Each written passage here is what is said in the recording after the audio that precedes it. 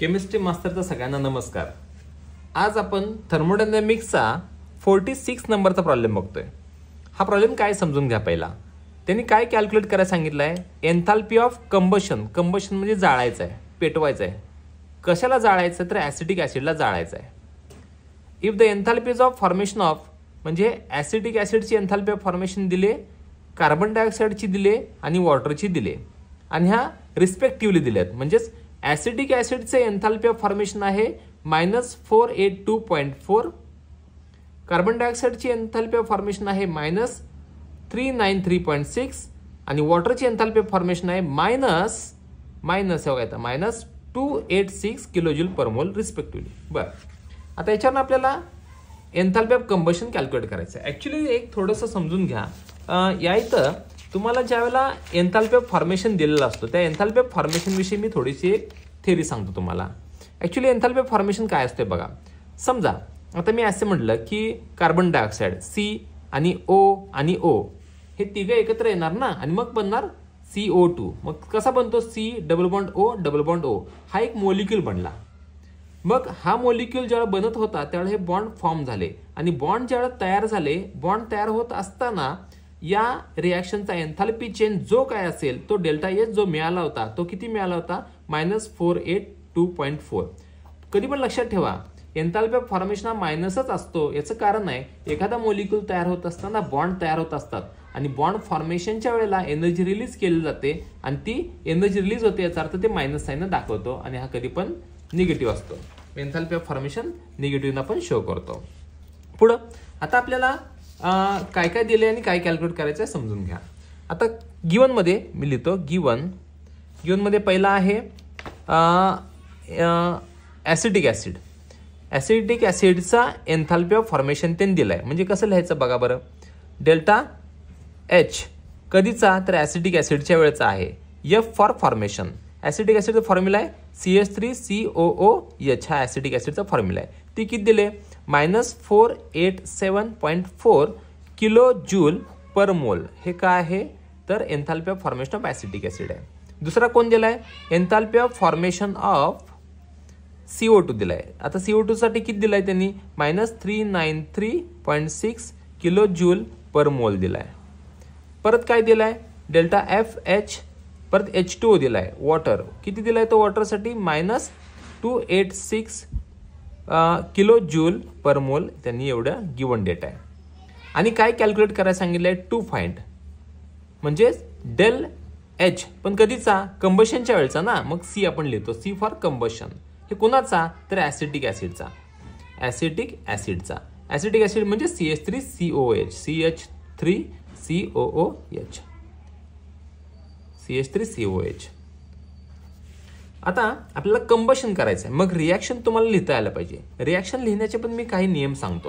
पहिल्यांदा कुणाला जाळायचं आहे, ज्याला जाळायचं आहे त्याचा मॉलिक्युलर फॉर्म्युला पहिला लिहून टाकायचा। CH3COOH ला जाळायचं आहे। मग त्याला जाळत असताना कोण गरजेचं आहे, कुठल्याही कंबशनच्या प्रोसेसमध्ये एखाद्याला कंपाऊंडला जर जाळायचं असेल तर त्याच्यामध्ये कोण गरजेचं असतो तर त्याच्यामध्ये गरजेचा असतो तो म्हणजेच आपला ऑक्सिजन। बिना ऑक्सिजनचं काहीच जळत नाही, मग ऑक्सिजन बरोबर रिॲक्शन करायचे आहे। मी तर काही नियम वापरायचे। कोणते नियम वापरायचे तर याच्यामध्ये जेवढे कार्बन आहेत ना तेवढे CO2 तयार करायचे। किती कार्बन आहेत तर 2 कार्बन आहेत, 2 CO2 तयार होणार। जेवढे कार्बन तेवढे कार्बन डायऑक्साईड तयार करायचे। प्लस अजून एक नियम वापरायचा, जेवढे हायड्रोजन आहेत ना त्याच्या अर्धे पाणी तयार करायचं। बघा बरं हायड्रोजन किती आहेत 3 आणि 1 4 हायड्रोजन म्हणजे 2 वॉटर मॉलिक्यूल तयार करायचे। कंबशनच्या वेळेला 2 नियम, जेवढे कार्बन तेवढे CO2 आणि जेवढे हायड्रोजन त्याचे अर्ध पाणी, हे 2 नियम पाळले की सगळं होऊन जाईल। आता ऑक्सिजन बॅलन्स करायचा, हे 4 आणि हे 2 6 ऑक्सिजन म्हणजे 3 O2, 3 ऑक्सिजनच्या जोड्या आहेत। मग आता ही रिॲक्शन तुमच्या समोर आहे। आता आपल्याला काय करायचं आहे फॉर्म्युला वापरायचा आहे। फॉर्म्युला कोणता वापरायचा आहे तर बघा डेल्टा एच कंबशन साठी काय फॉर्म्युला आहे समेशन डेल्टा एच प्रोडक्ट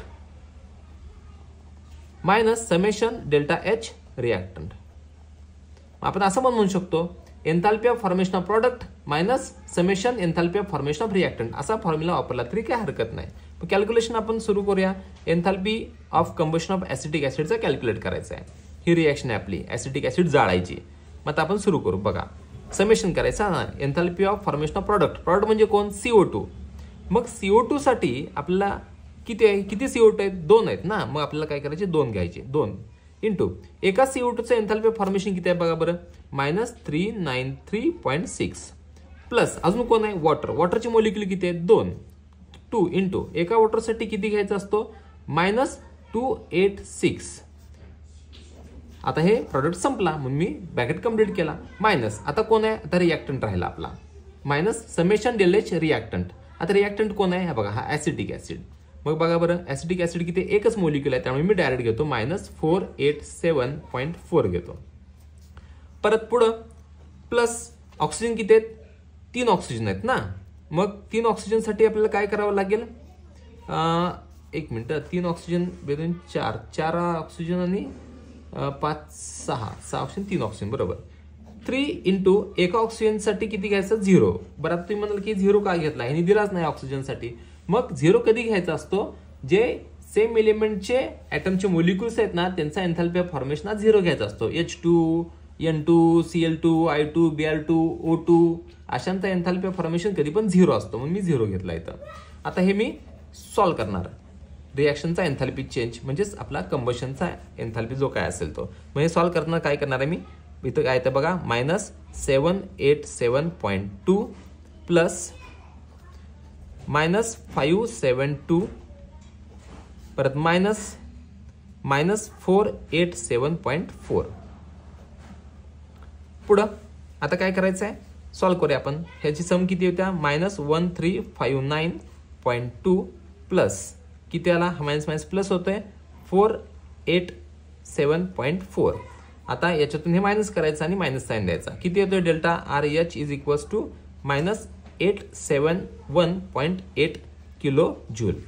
हा आपला enthalpy of combustion of acetic acid आला, वजा 871.8. थँक्यू.